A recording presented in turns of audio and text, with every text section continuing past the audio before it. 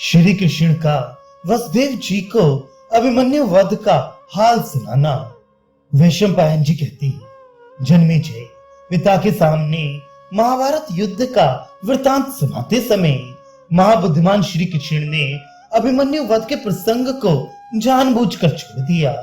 उन्होंने सोचा, पिताजी अपने नाती की मृत्यु का महान अमंगलजनक समाचार सुनकर कहीं दुख शोक में डूब न जाएं, इनका अनिष्ट ना हो जाए, इसी से वह प्रसंग नहीं सुनाया।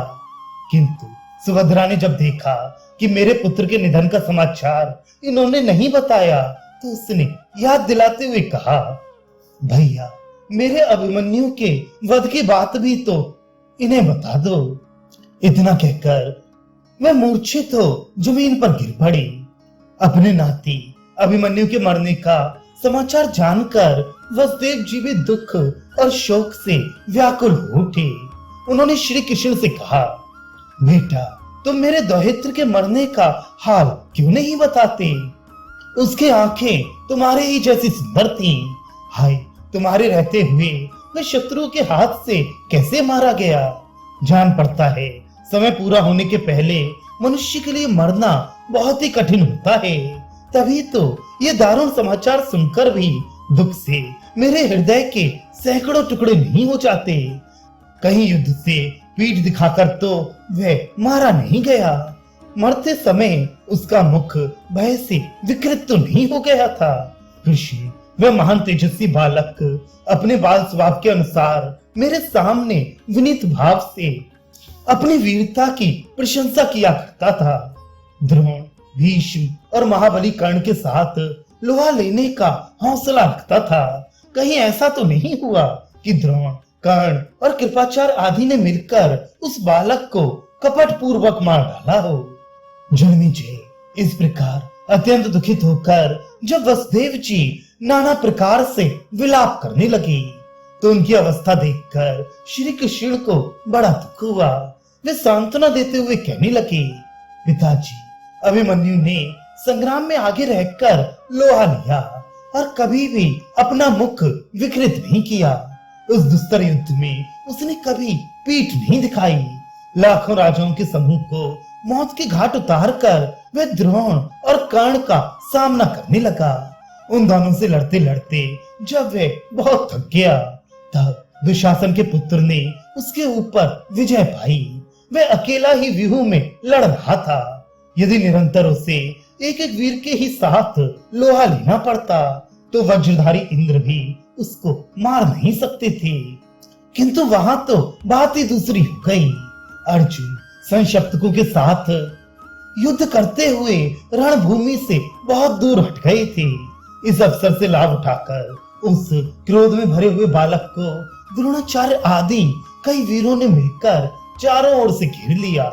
तथापि वे शत्रुओं का बड़ा भारी संहार करके दुशासन कुमार के हाथ से मारा गया। महामते अभिमन्यु को निश्चय ही स्वर्ग लोक की प्राप्ति हुई है, अतः आप उसके लिए शोक न कीजिए। पवित्र बुद्धि वाले साधु पुरुष संकट में पड़ने पर भी शोक से अधीर नहीं होते। जिसने इंद्र के समान पराक्रमी द्रोण, कर्ण आदि वीरों का युद्ध में डटकर मुकाबला किया, उसे स्वर्ग की प्राप्ति क्यों नहीं होगी? इसलिए आप शोक त्याग कीजिए। शत्रुओं के नगरों पर विजय पाने वाला वीरवर अभिमन्यु शस्त्रघात से पवित्र हुई उत्तम गति को प्राप्त हुआ है। उसके मरने पर ये मेरी बहन सुभद्रा जब दुख से व्याकुल होकर कुर्री की भांति विलाप करने लगी, तो कुंती ने शनै शनै इसे समझाते हुए कहा, सुभद्रे श्री कृष्ण, सात्यकी और अर्जुन का लाडला अभिमन्यु काल की प्रेरणा से ही युद्ध में मारा गया है। मृत्यु लोक में जन्म लेने वाले मनुष्यों का धर्म ही ऐसा है। उन्हें एक न एक दिन मृत्यु के वश में होना ही पड़ता है। इसलिए शोक ना करो। यदुनंदिनी, तुम्हारा दुर्जय पुत्र परम उत्तम गति को प्राप्त हुआ है। बेटी, तुम महात्मा क्षत्रियों के उत्तम कुल में उत्पन्न हुई हो, अतः शोक त्याग दो। तुम्हारी पुत्र वधु उत्तरा गर्भवती है, इसकी ओर देखकर चिंता छोड़ दो। ये शीघ्र ही अभिमन्यु के पुत्र को जन्म देने वाली है। इस प्रकार इसे समझा बुझाकर कुंती ने अभिमन्यु के श्राद्ध की तैयारी कराई। उन्होंने धर्मराज युधिष्ठिर, भीमसेन और नकुल सहदेव को आज्ञा देकर नाना प्रकार के दान करवाए। तत्पश्चात ब्राह्मणों को बहुत सी गौएं दान देकर विराट कुमारी उत्तरा से कहा, बेटी अब तुम अपने पति के लिए अधिक शोक ना करो, अपने गर्भ के बालक की रक्षा पर ध्यान दो। यूं कहकर कुंती देवी चुप हो गई। इस समय उनकी आज्ञा से ही मैं सुभद्रा को अपने साथ ले आया हूँ। पिताजी, इस प्रकार आपके नाती की मृत्यु हुई है। अब आप उसके लिए मन में शोक संताप न कीजिए। अपने पुत्र श्री कृष्ण की बात सुनकर धर्मात्मा वसुदेव जी ने शोक छोड़कर उत्तम विधि के अनुसार उसका श्राद्ध किया। इसी प्रकार भगवान श्री कृष्ण ने भी अपने भांजे की श्राद्ध क्रिया पूरी की।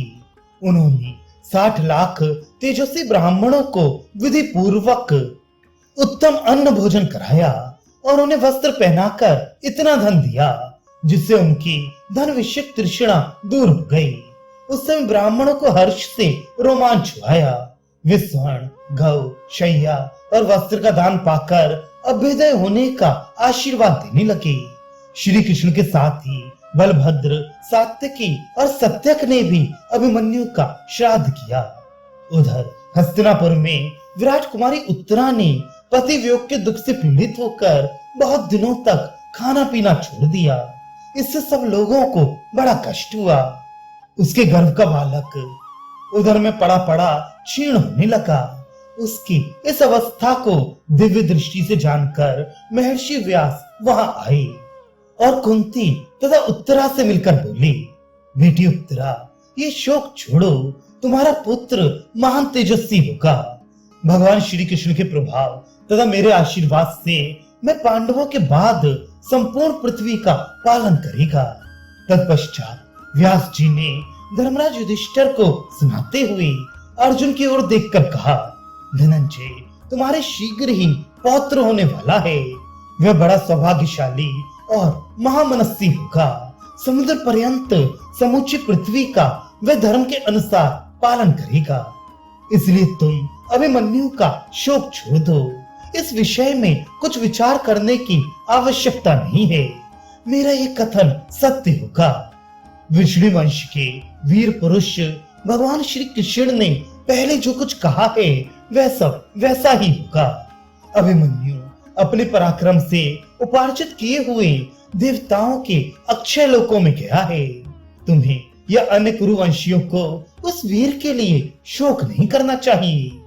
अपने पितामह व्यास जी के द्वारा इस प्रकार समझाए जाने पर धर्मात्मा अर्जुन ने शोक त्याग दिया।